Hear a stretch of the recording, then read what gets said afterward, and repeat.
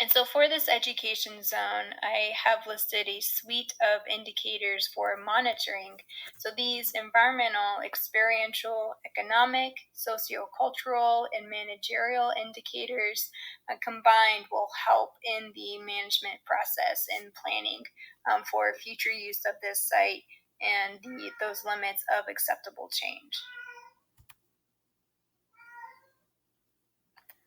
My suggested location for a biocultural center and lodge is in Lata Village, and that's primarily because this village is seeing a lot of tourism development.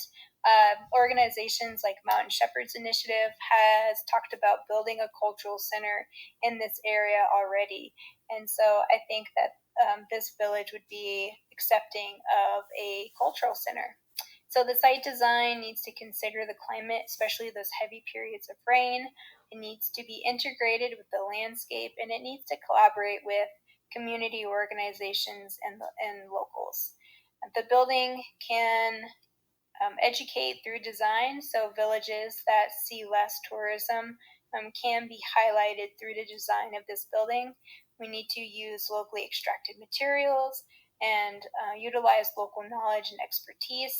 And we can have amenities like a rooftop viewing platform, a birding boardwalk, an educational garden that highlights horticultural techniques and medicinal values of the flora, and involve a workshop center.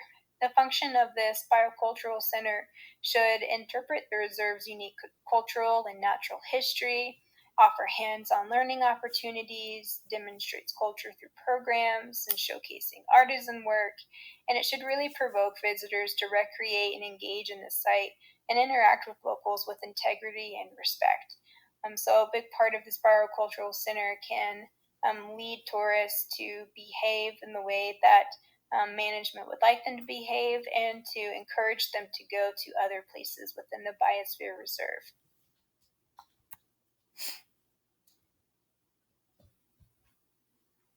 The department is really fortunate to have a community living within the Biosphere Reserve that is dedicated to stewardship and ownership of this land.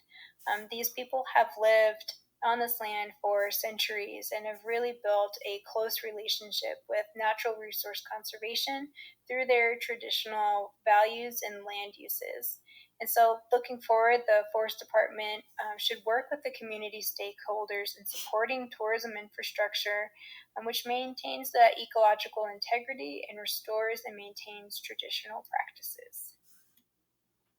Thank you guys for listening to my presentation, and I look forward to